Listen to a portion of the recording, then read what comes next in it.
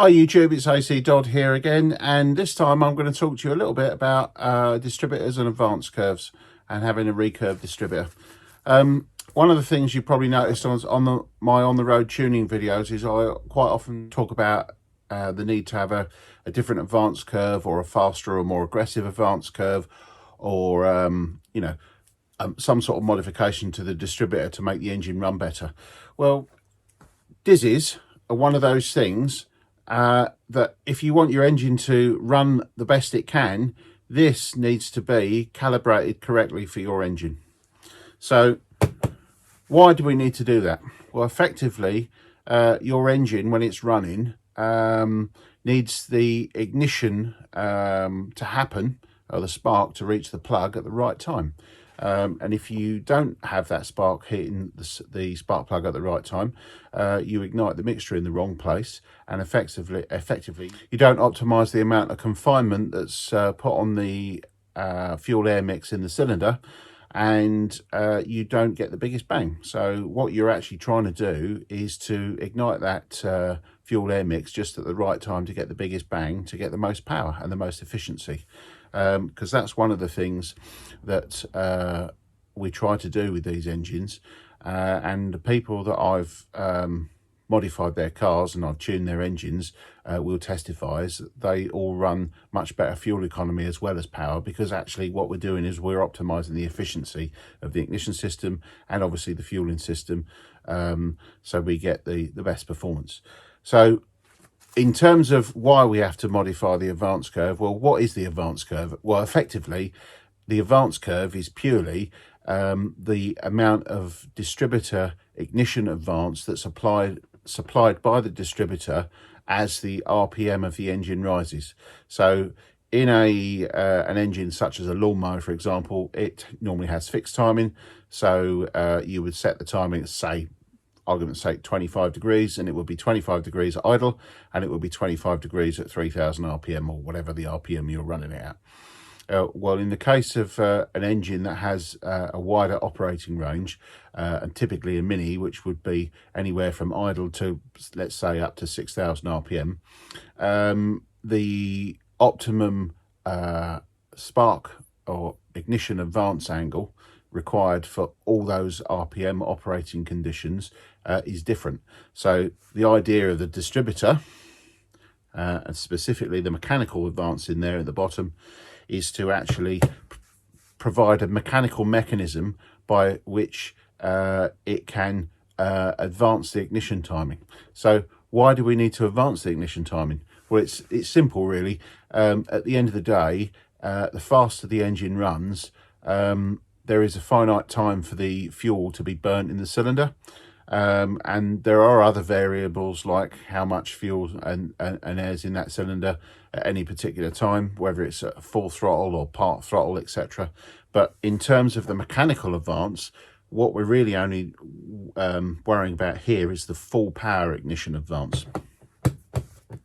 So effectively, the faster the engine runs, because we've got a finite time to ignite that mixture and it takes a certain time for burn, actually the faster it goes, the earlier we need to start that burn as the revs rise. So there is a specific rate of advance which is applicable to every engine application, and those who study that will realise that there are numerous different advance curves for different applications.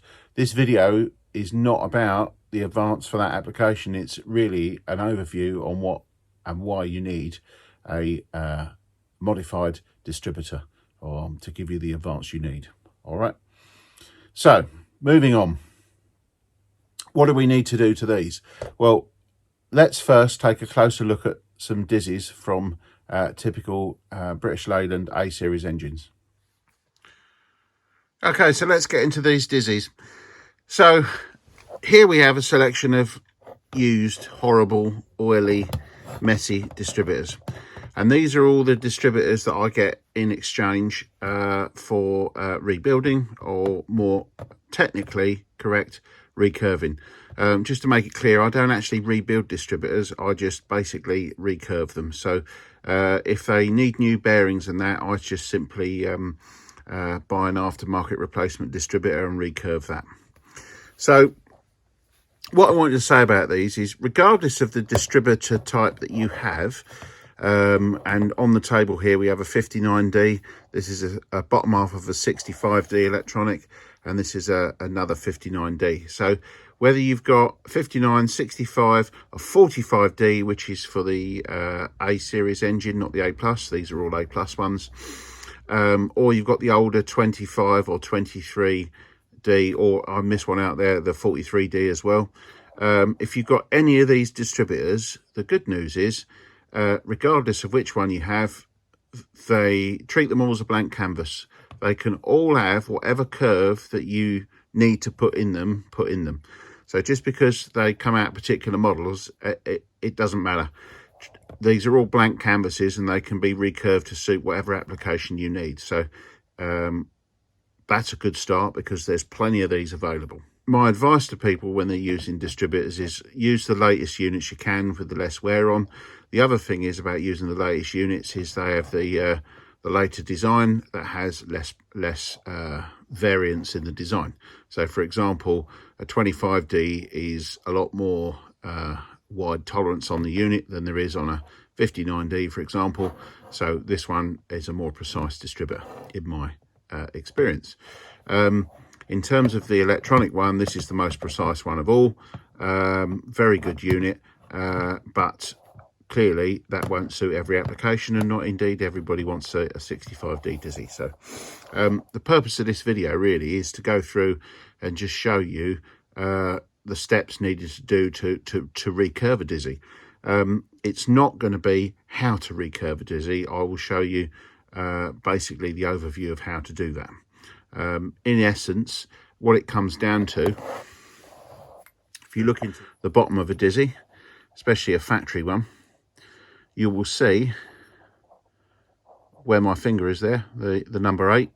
That's a factory Lucas stamping for the number of degrees of advance, distributor advance, that will deliver. So in which case 8 degrees. Now, because the distributor runs at half the speed of the engine, that's actually doubled up, so that will actually deliver 16 degrees of crank advance. Okay, now the other thing is, you can see the springs that are fitted on this particular unit means it's very, very stiff, and that means that this is going to have a very slow advance curve.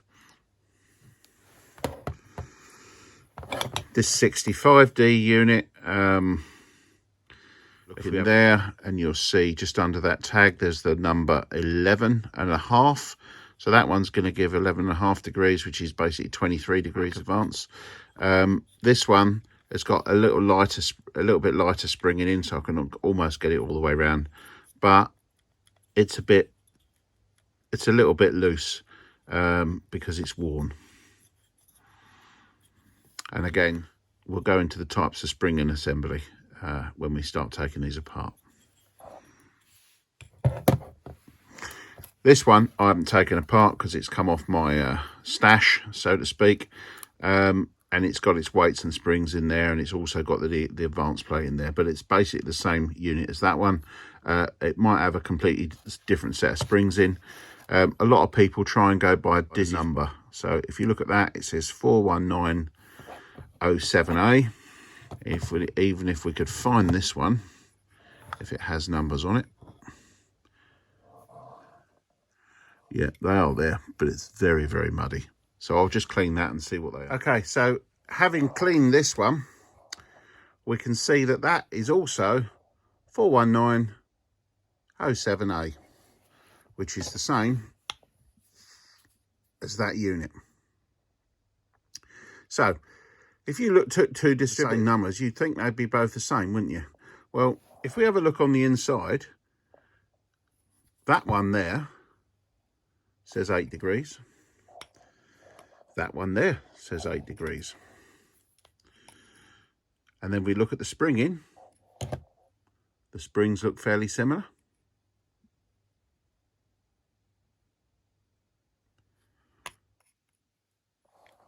So therefore you would think they're the same. Well, the difference actually is when you turn these, you don't even have to run it. You can feel that that one versus that one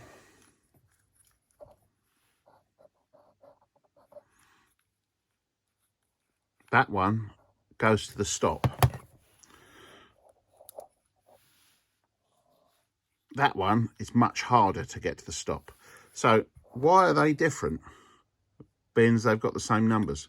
Well, the difference is obviously one of these units has got more wear and more relaxed springs than the other. So my advice to anybody who's looking at distributors, especially older ones, and looking at the numbers, it's a fallacy, because at the end of the day, just because the numbers are the same doesn't mean that they say that they've worn the same. So the only way really to understand what the advance curve is in a distributor is to actually measure it, and that can be done in two ways, either on a machine or on the engine that it's fitted to.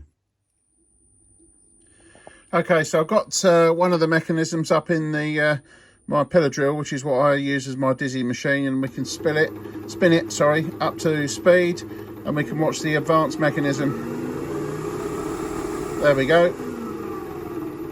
And slow it down, you can see it coming back in. So all we need to do is to note the RPM points at which those things are happening to give us an idea of the advance curve. Having spun both of these up, that was the one that was just in the machine, they're both of these distributors shafts are giving us 5,000 RPM of full advance. This one, however, is the primary spring's finished at 3,000 RPM, and the primary spring on that one is finished at 3,500 RPM. So that's my point, is they're supposed to be the same, but they're not. All right, and that's one of the problems of understanding and trying to work with distributors, is just because the numbers are the same doesn't mean that they are actually the same, and these two are a good example of that. In actual fact, these are actually pretty good. In reality, it's quite often find 1,000 RPM difference is easily or more the difference between the two when you try the same distributors. So what we now need to do is we need to go through the process of making that recurved and ready for more performance orientated application. So effectively, what does that mean? Well, it means it's taking all the way to 5,000 engine RPM before that reaches full advance. There's also not enough advance on that. The same with that one. So we need to change both the primary advance spring and the secondary advance spring to get us where we need, and we also need to change the advance stop to give us a bit more advance. In the process of refreshing these distributors and recurving, I also do a few other modifications to these Lucas units. So if we take the body there, for example, I've given it a good clean and checked the bearings in the bottom. When you put those in, there should be no side play. And in that one, even though this has been used for many years, there's hardly any movement. So there's nothing wrong with that body, and that can go back into service.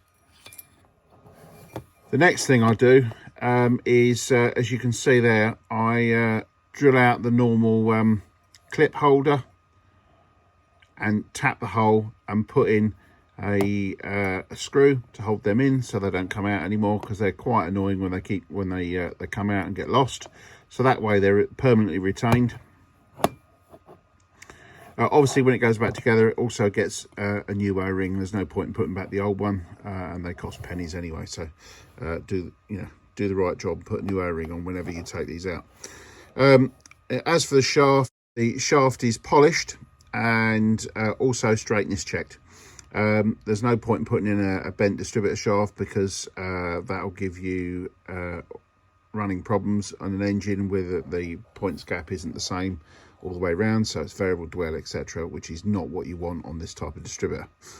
The other thing I do as well on these is the original retention for the cam that goes over the end is with a plastic retaining top hat, and they typically break or become loose when you take them off and put them back on. So what I do nowadays is I just simply drill and tap the end, put in a screw, which makes that far more reliable. It also enables me to trim the length of that shaft to minimize the end flow of the cam as well.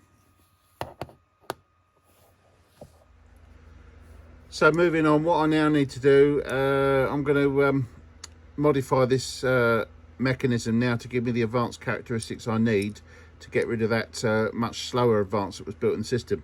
Now, one of these things to watch out here are these numbers. I've already mentioned these, but what I'll do now is I'll just show up a couple of pictures because I've tested both of these, and bear in mind both of these have got 8 stamped on, which is the amount of distributor advance that mechanism is designed to do by the time it hits that stop.